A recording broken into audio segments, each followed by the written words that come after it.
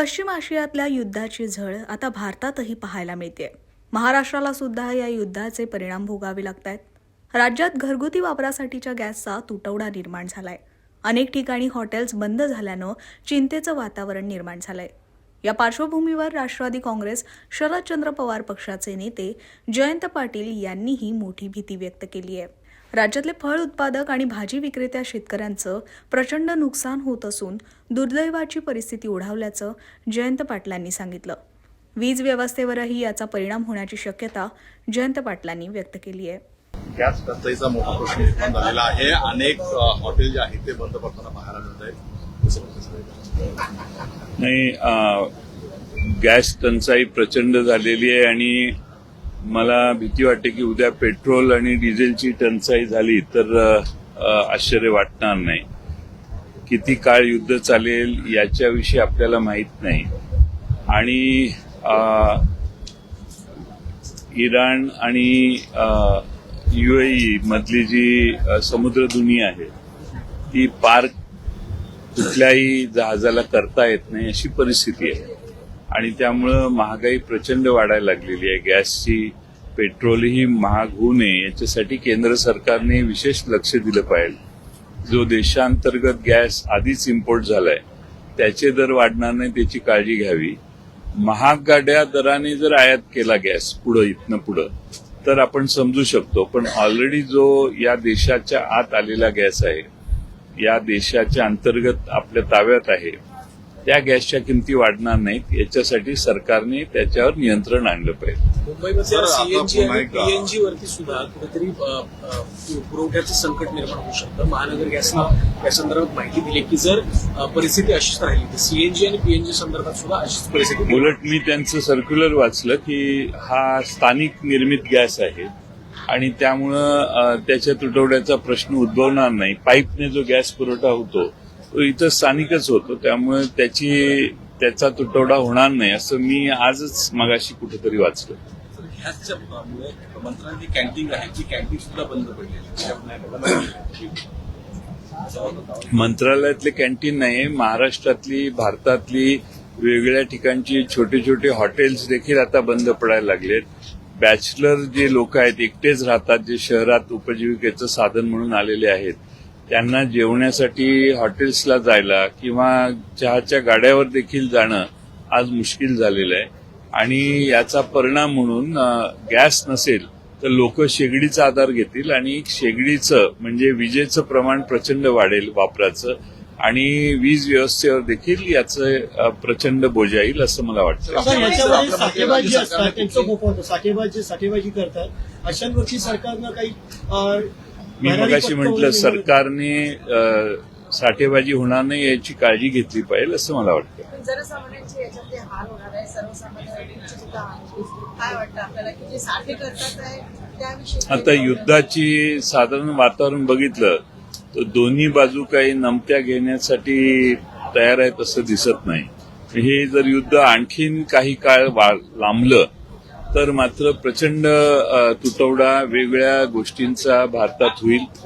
महाराष्ट्रातल्या केळी उत्पादकांच्यावर, द्राक्ष उत्पादकांच्यावर, अनेक फळ आणि भाजीपाला निर्यातदारांच्यावर, शेतकऱ्यांच्यावर आज एवढी प्रचंड आपत्ती आलेली आहे की कुठलाही माल हा परदेशी निर्यात होत नाही. अगदी साखरेच्या किमती देखील 3700-3800 रुपयापासून आता 3200 रुपयापर्यंत खाली यायला लागलेल्या आहेत. त्यामुळं प्रचंड नुकसान जर पहिलं कुणाचं झालं असेल तर महाराष्ट्रातल्या शेतकऱ्यांचं व्हायला लागलेलं आहे. त्यामुळं युद्धजन्य परिस्थितीमुळं कुठलंही जहाज भारताच्या बाहेर जात नाही अशी आज दुर्दैवाने परिस्थिती आहे. जातात जहाजं बाहेर जातात पण तिकडे इराणच्या आखातात जाणं हे मुश्किल आहे.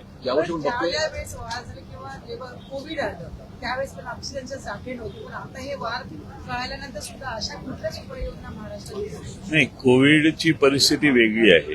आपण ऑक्सिजन तयार तरी करू शकत होतो, पण पेट्रोल आणि डिझेल आणि गॅस निर्माण करण्याची आपल्या क्षमता मर्यादित असल्यामुळं बाहेरून येणारा जो गॅस किंवा पेट्रोल आहे तो कदाचित महाग जर येत असेल तर मग त्याला काही आपल्या हातात काही नाही.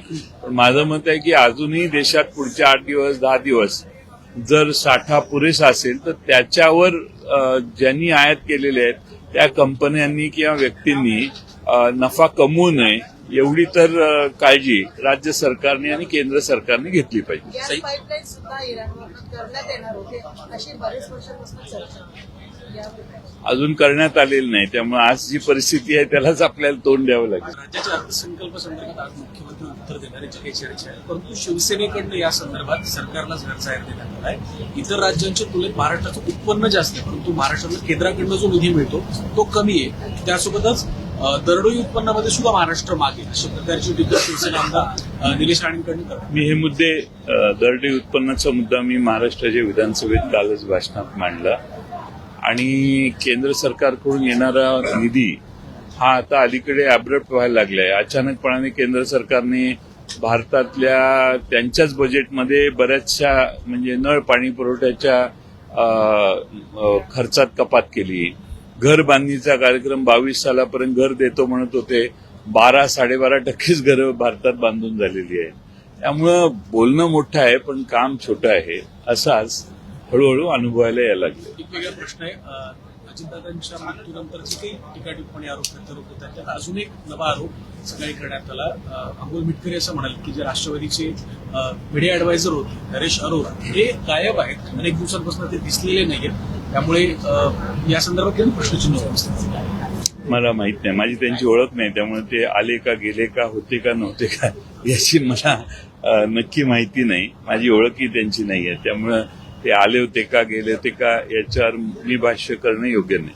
ये मैं जानना चाहूंगा कि जिस प्रकार से परिस्थिति है, खासतौर पर अगर भारत के राज्य के बीच की बात करें तो ईंधन की समस्या, इस पे विपक्ष द्वारा सरकार को किस प्रकार से जवाबदेही आप कर रहे हैं?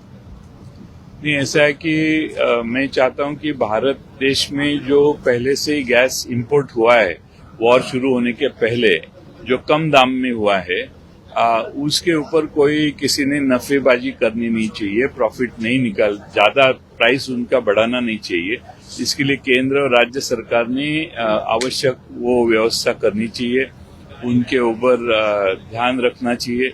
अभी इसके बाद जो पेट्रोल और गैस इंपोर्ट होता है, अगर वो ज्यादा दाम से हुआ तो थोड़ा सा दाम बढ़ सकता है, मैं समझ सकता हूँ. लेकिन आज ही कल 2 दिन के पहले 60 रुपए से गैस के सिलेंडर बढ़ाए गए, इसकी क्या जरूरत है? अगर ये पहले से ही गैस हमारे देश में आया है, पहुंचा है, तो उसके दाम बढ़ाने की आवश्यकता क्या है, ये मैं नहीं समझ पाता हूँ.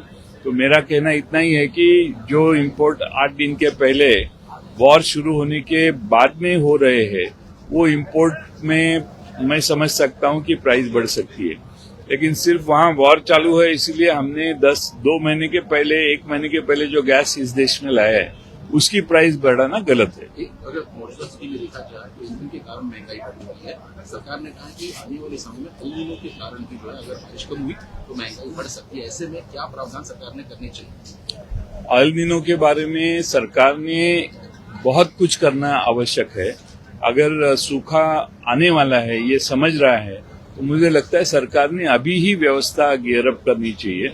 हमारी महाराष्ट्र सरकार के मुख्यमंत्री जी ने महाराष्ट्र के सदन में कहा है कि एल नीनो का इफेक्ट आने वाला है और शायद सूखा इस साल होने वाला है. तो मुझे लगता है उसके लिए कुछ खास व्यवस्था अभी से करने के लिए महाराष्ट्र सरकार ने शुरुआत करनी चाहिए.